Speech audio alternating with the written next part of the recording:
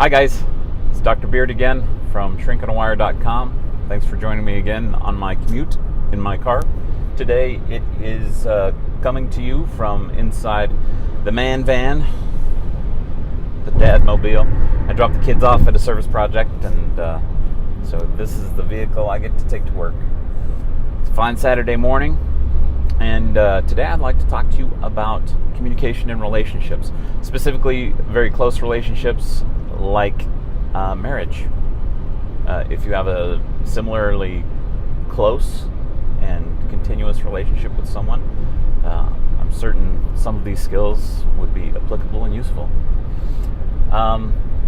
So communication, its role is to express an idea, thought, feeling, or notion to someone to whom you want that message sent. Healthy communication includes honesty, avoids or shouldn't ever have manipulation, trying to make somebody feel guilty, trying to coerce them into making them feel a certain way. A loving relationship has no space for some of those games. So communication is a hot topic because often men and women vary so widely on the topic. When little girls fight growing up, it gets hot and terrible for a season. They won't talk to each other, but then eventually their peace treaty is constructed with a verbal exchange. They will come back to each other and say, you really hurt my feelings when you did this, and I didn't realize, I didn't mean to do that, and but it made me sad when you did this, and then they work things out, right? Clear the misunderstanding, apologize, etc., etc. Little boys, often, this is a generalization and shouldn't be taken to imply that all men are this way, nor should it be taken that all women are the other way. But these generalizations appear to have some application. But there's a percentage of our population that is this way. Anyhow, little boys, when they get in a fight, punch each other in the gut, storm off, and do not talk about it. And often get to the point where they're just like, hey man, sorry. But oftentimes especially when they're very young, that won't come out. They'll just sidle up to the other one and, hey man, want to play basketball? I want to go arm wrestle. Want to go throw rocks at the creek, and not really address the issue. But for them, the implication is, I've forgiven you, and I'd like you to forgive me too, because I've crossed over, and there's no animosity in my expression towards you. So one's pretty verbal, the other one's pretty nonverbal. Now, in these, again, pardon me, because I'm approaching this from a very heterosexual-centric approach. But oftentimes, when there's conflict in a relationship over communication, there's going to be one member of that relationship who is generally the expressor verbally, and the other one who is generally an expressor non-verbally. So a woman or women, or the verbal expressor, hey, maybe I should go with that. The verbal expressor, when they've gotten into a fight, they will pursue the other and say, we need to talk about this. The nonverbal expressor, not being comfortable with this because the conflict or confrontation was created by such a conversation. And if I don't feel like I have the skills necessary to address a problem effectively, verbally, I'm going to avoid. Non-expressors need time. Non-verbal expressors, I should say, need time to think. Need space.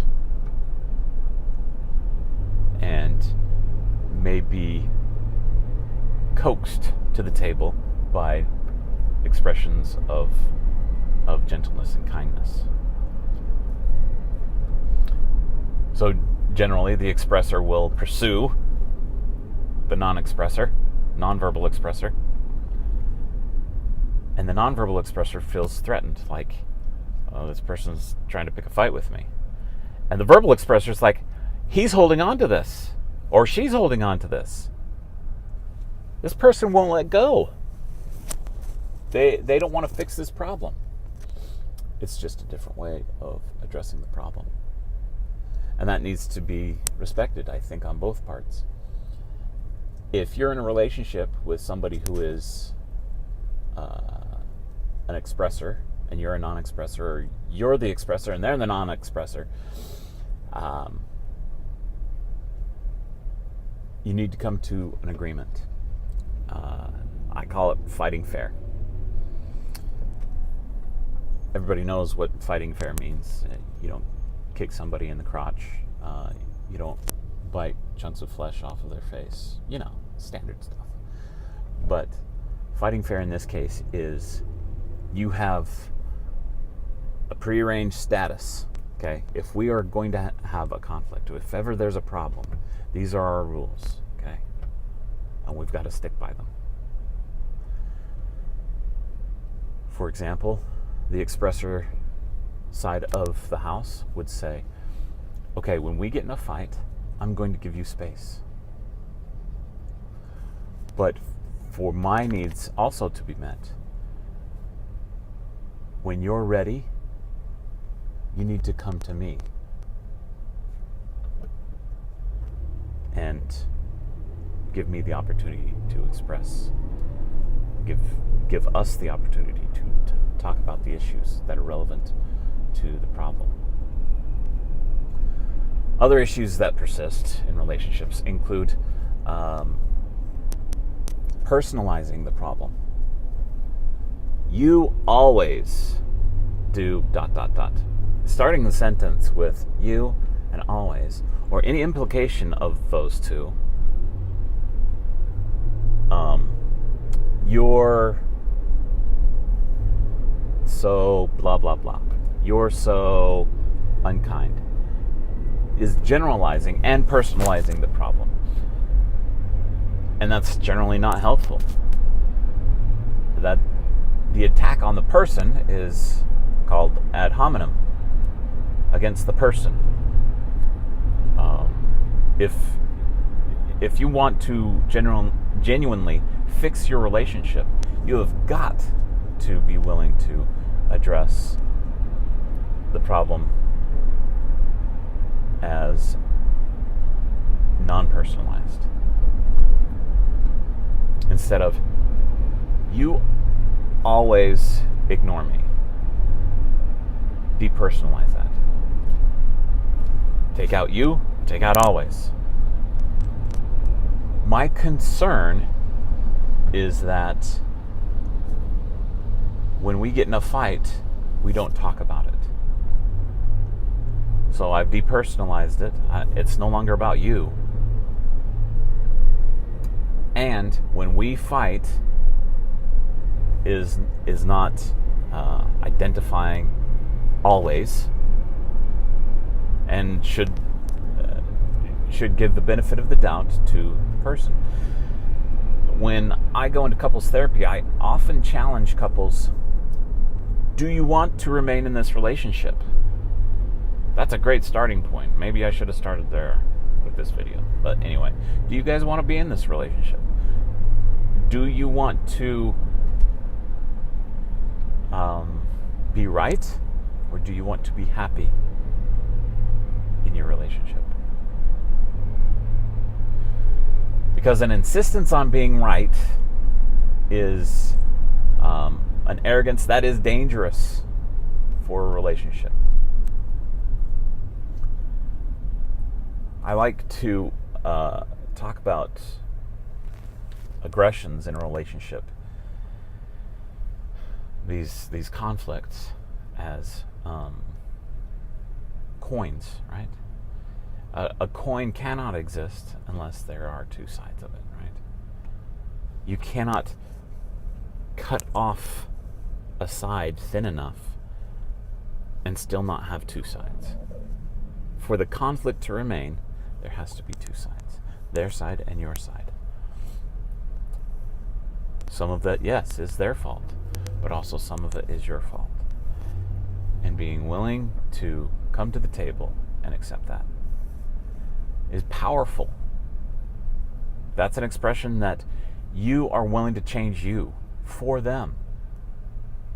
They are more important than your insistence on a habit that isn't healthy for your relationship. So guys, there are some thoughts. Again, I've gone long.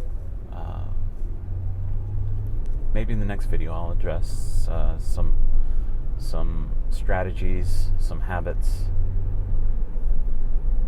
Yeah, I think I'll do that. Some strategies and habits for healthy marital communication. Thanks, guys. See you next time. See ya.